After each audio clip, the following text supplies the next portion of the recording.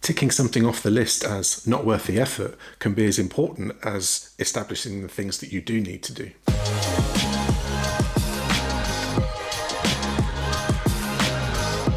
You see, not everything is worth the effort, or rather in this case, it was worth the effort to put in to establish that it's not worth the effort to do it again. Last summer, I did a full day shoot here at my home with model Kelly Hathaway. You've already seen one of the videos on this channel that came out of it. It was the product photography thing that I'll link at the end of the video. We also did like a special effects test thing in the middle, and we did a load of photography. We did the product photography, we did some portraiture, some sort of lifestyle shots, some lingerie, boudoir and some art nude. So we kind of really covered the whole ground. But this video that I also wanted to make was a real estate video. It's something I'd never made before, and I'd been wondering whether there was a market for it.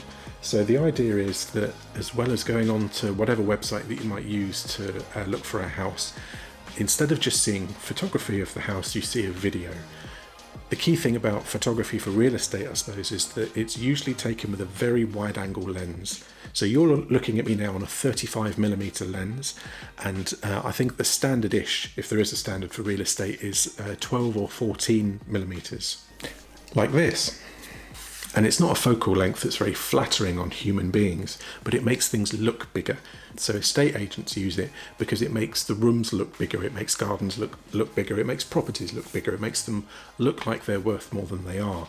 And there's a funny thing about that, in that I think I've bought a house twice and I've been misled by the photography both times, because I'd rather the photography looked like the house actually looks like, but maybe that's not how it actually works. But what I was thinking is that if you do a video of the house, and I know these exist, it's a more attractive package for the person wanting to buy the house. They can see more of it before they physically attend the house. But you can't use that wide angle focal length and make a video that looks good, because particularly if you put a person in it. So that's what I wanted to try, is putting the model in and putting a person in the real estate video. So I had so my decision was to use a standard lens, a kind of a medium focal length, certainly not wide angle. And I asked Kelly to wear a suit, and kind of the scenario was that she was a working professional who was coming home at the end of the day and sort of relaxing into her home, slowly making her way around the whole house and ending in the garden. So that it gave me the opportunity to show the rooms that she was in. Few problems. I'm going to show the video in a minute. It's only 2 minutes long, and then I'll talk about it a little bit more. But the 3 problems I've definitely identified are: 1, I hadn't long got the gimbal. So it's like any other bit of kit, you've got to learn how to use it. And I think I got my gimbal about a week before, and I really didn't know how everything worked. So although the shots are smooth and there's no shake in them, whenever the camera moves, that was me moving it, and I just hadn't learned how to do it yet, so it's a bit clunky. Secondly, practically in our house, we've got most of the house had been relatively newly decorated after an extension that we had, but the bathroom hasn't been done yet, and it's this 70s pink thing. I didn't want to show that, so I had to, and also anyway, I didn't really want to show someone using the bathroom, if you see what I mean. We've actually got 2 bathrooms. The other one's even worse. It's got nothing in it. It's been painted and there's no fixtures or fittings or anything, so you can't even sell it as being a bathroom. It's just a room. And then thirdly, I accidentally left the shutter speed on the camera on auto. And I'll do a separate video about this another time, because it's an important thing to know for video makers. So this was an accident, and I kind of got away with it because the footage is so slow moving. But there's, I think, 5 different shutter speeds being used in this video as I move around the house in different lights and then outside. So there's those 3 problems. So I'm going to show it now, but see if you can spot or think of any other problems with it.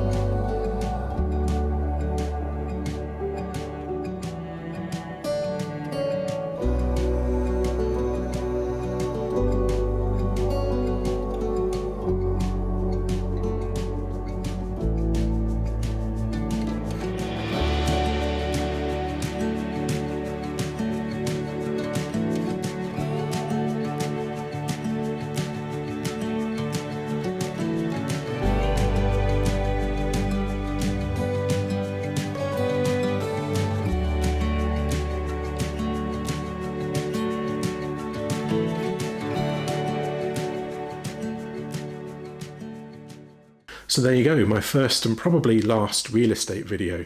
Let me know what you think in the comments, obviously. There's those things that I've identified, but what do you think about them? So kind of the camera movement, shutter speed, and the lack of bathroom. Is that a bit weird for a real estate video? I think the problem with it is the practicality, the money aspect. So in order to produce this, it took about 2 hours of filming for me, and then about 2 hours or 3 hours of editing. You could probably get that editing time down if you're in the groove of sort of doing it to order.